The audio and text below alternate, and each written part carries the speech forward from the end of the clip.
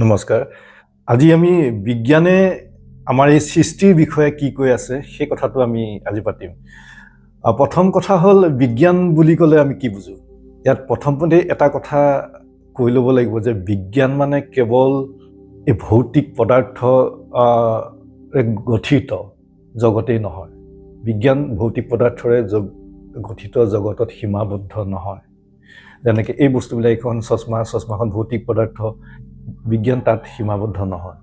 এতিয়া যদি বিজ্ঞানে আমাৰ এই জগত বা বিশ্বব্ৰহ্মাণ্ডৰ কথা কি কৈছে সেই কথাটো যদি আমি এবাৰ বিজ্ঞানে কি কৈ আছে চাওঁ, তেতিয়া আমি গম পাম যে বিজ্ঞানে কৈ আছে যে এই গোটেই জগতৰ বিশ্বব্ৰহ্মাণ্ডৰ 5% বা তাতোতকৈ কমহে ভৌতিক পদাৰ্থ, যিখিনি কথা আমাৰ ইন্দ্ৰিয়ৰ দ্বাৰা বুজিব পাৰি বা ইন্দ্ৰিয়ৰ দ্বাৰা গম পাব পাৰি, ইন্দ্ৰিয়ৰ দ্বাৰা অনুভৱ কৰিব পাৰি। আৰু বাকীখিনি হৈছে এনেকুৱা সাধাৰণ ভৌতিক পদাৰ্থ নহয়, আৰু বাকীখিনি শক্তি আৰু ডাৰ্ক মেটাৰ বুলি কয়। মূলতে শক্তি আৰু ডাৰ্ক মেটাৰ, মানে যিখিনি কথা এতিয়াও বিজ্ঞানে ভালকৈ গম পোৱা নাই, সেইকাৰণে ডাৰ্ক মেটাৰ বুলি কয়। আৰু বিজ্ঞানৰ মতে যদি সৃষ্টি উৎপত্তিৰ কথা পাতিবলৈ যোৱা হয়, বিগ বেং থিয়ৰী মতে যদি সৃষ্টিৰ কথা পাতিবলৈ যোৱা হয়, বিগ বেং থিয়ৰী মতে বিগ বেঙৰ দ্বাৰা এই জগত সৃষ্টি হৈছিলে, বিগ বেং হৈ এটা বিস্ফোৰণ হয়। কিন্তু কথা হ'ল, প্ৰশ্ন হৈছে বিগ বেঙৰ আগতে কি আছিলে? এই কথাখিনি প্ৰশ্নৰ উত্তৰ বা বৰ্তমান সময়ত বিজ্ঞানৰ ওচৰত নাই। এতিয়া যদি কেৱল আমি জগত বা জীৱৰ সৃষ্টি অকল ভৌতিক পদাৰ্থৰ কাৰণেই গঠিত হৈছে বুলি ধৰি লওঁ, যিখিনি সেই 5% বা তাতকৈ কমতে মাজতেই সীমাবদ্ধ, এই 95% বা এই যিখিনি শক্তি বা যিখিনি সূক্ষ্ম মেটাৰ বা ডাৰ্ক মেটাৰ, এই কথাখিনি আমি এৰাই চলি আমি জীৱৰ আমাৰ প্ৰকৃত সৃষ্টিৰ তত্ত্ব জানিব পাৰিমনে? এতিয়া কথা হ'ল, আমি যি ভৌতিক পদাৰ্থবিলাক আমি চকুৰে দেখিছোঁ, আমাৰ স্পৰ্শ কৰি গম পাইছোঁ, সেই পদাৰ্থবিলাক যেনেকৈ এইখন চশমা, এইখন চশমা, সেনেকৈ এই পদাৰ্থবিলাকৰ অনুপৰমাণুতকৈ ক্ষুদ্ৰতম অৱস্থাত থকা কণাবিলাক বা ইলেক্ট্ৰন প্ৰটনতকৈ ক্ষুদ্ৰতম অৱস্থাত থকা কণাবিলাক অনবৰতে কম্পন কৰি থাকে, অনবৰতে ভাইব্ৰেশ্যন কৰি থাকে। এই কথাবিলাক এতিয়া বৰ্তমান সময়ত কোৱাণ্টাম মেকানিক্সে অধ্যয়ন কৰে। আৰু অনুপৰমাণুতকৈ ক্ষুদ্ৰতম অৱস্থাত থকা এই কণাবিলাকৰ ব্যৱহাৰ আশ্চৰ্যজনক, অনবৰতে কম্পন কৰি থাকে। যেনেকৈ এই গোটেই বস্তুবিলাক গোটা নিচিনা দেখিছোঁ আমি, যদিও আমাৰ ইন্দ্ৰিয়ৰ দ্বাৰা গোটা নিচিনা দেখিছোঁ, এই বস্তুবিলাকে প্ৰকৃততে কম্পন কৰি থাকে, যিখিনি কথা আমাৰ ইন্দ্ৰিয়ৰ দ্বাৰা অনুভৱ কৰিব নোৱাৰি, ইন্দ্ৰিয়ৰ দ্বাৰা গম পাব নোৱাৰি। কাৰণ আমাৰ ইন্দ্ৰিয়বিলাক এটা সীমাবদ্ধতা আছে। ইন্দ্ৰিয়বিলাক কেৱল জীয়াই থকাৰ কাৰণে ব্যৱহাৰ কৰিবৰ কাৰণে। এতিয়া আমাৰ ধৰক মনৰ চিন্তাবিলাক, মনত আহি থকা ভাৱবিলাক আমাৰ ইন্দ্ৰিয়ৰ দ্বাৰা দেখা নাপায়। আপুনি মোৰ সন্মুখত বহি আছে, আপোনাৰ মনত কি ভাৱ আহি আছে সেই কথা মোৰ ইন্দ্ৰিয়ৰ দ্বাৰা সেই কথাখিনি গম পোৱা নাযায়। সেনেকৈ বহুত কথাই আমাৰ ইন্দ্ৰিয়ৰ দ্বাৰা গম পোৱা নাযায়।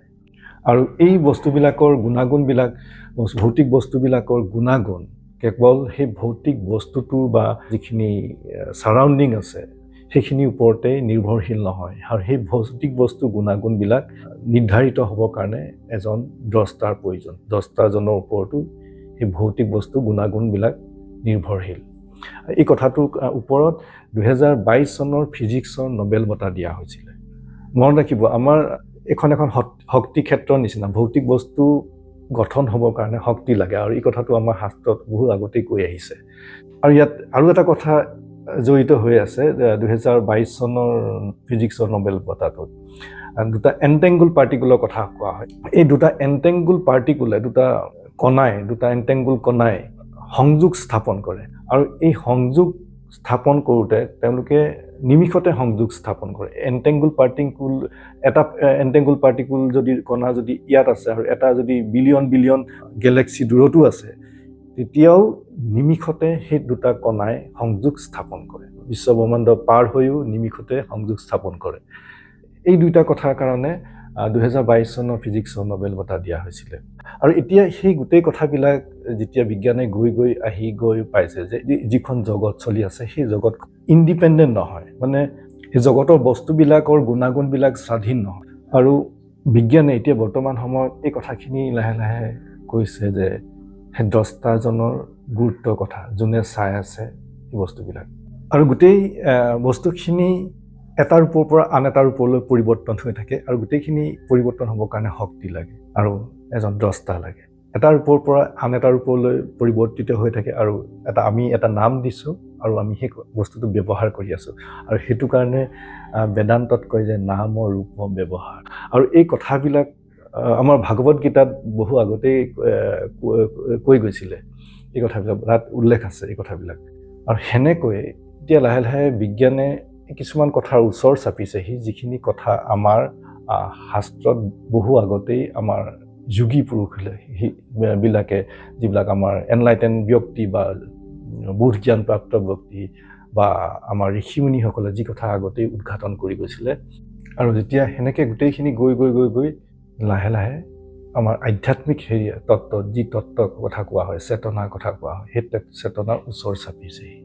আৰু আমাৰ শাস্ত্ৰত এনেকৈ আমাৰ উৎসটোলৈ যোৱা হৈছিলে, প্ৰতিটো চেতনা থকা জীৱৰে ক'ৰ পৰা আহিছে, উৎসটো কি, সেই উৎসটো যেতিয়া গৈ অধ্যয়ন কৰা হয় বা বিচাৰ, বুদ্ধি, বিবেচনা, অনুভৱ আৰু অনুভূতিৰ জৰিয়তে, তেতিয়া গম পোৱা যায় যে এইখন সূক্ষ্ম জগত আমাৰ মনৰ জগত বুলি কোৱা হয়, এখন মনৰ জগত। সেই মনৰ জগতখন যেতিয়া আমি অতিক্ৰম কৰি যাব পাৰোঁ, তেতিয়া গম পোৱা যায় যে চেতনাৰ কথা, সাক্ষী চেতনা, সদা সাক্ষী, যি চেতনা সকলো জীৱৰ লগতে সাক্ষী হৈ আছে। এই কথাখিনি আমি আহি থকা সময়ত পাতিম। আৰু এই কথাবিলাকৰ লগত আমাৰ জীৱনৰ উদ্দেশ্য, আমি কোনফালে বাট বুলিলে আমি মানৱ জীৱনৰ প্ৰকৃত বাটেদি আমি যাব পাৰোঁ, আমাৰ সুখ দুখ, মনৰ শান্তি, এই গোটেই কথাবিলাক নিৰ্ভৰশীল।